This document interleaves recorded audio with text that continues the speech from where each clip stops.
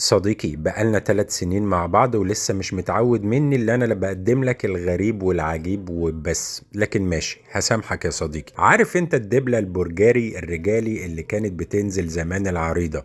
اوكي، طيب عارف بقى ان هي ممكن تبقى خاتم توينز حريمي زي القمر كده. الخاتم البرجري فضة عيار 925 تحفة. الحجر اللي عليه بقى ايه؟ الماس الميوسانتي، مش امازونايت. بيسموه ميزونايت مش، لكن هو الماس الميوسانتي. حجر مكتشف منه 2500 حجر عالميا بس بنفس توصيف الالماس يا صديقي. الكاليريتي، الصلابة، معامل الانكسار، نفس مقياس الالماس. حتى في الاختبارات البلدي بيطلع زي الالماس بالظبط. لازم نفرق بينه وبين الالماس. اوكي، الالماس شيء والماس الميوسانتي شيء تاني، الا انه لا يقل جمالا عنه، وفرق السعر رهيب طبعا مع الشهادة الخاصة بيه والضمان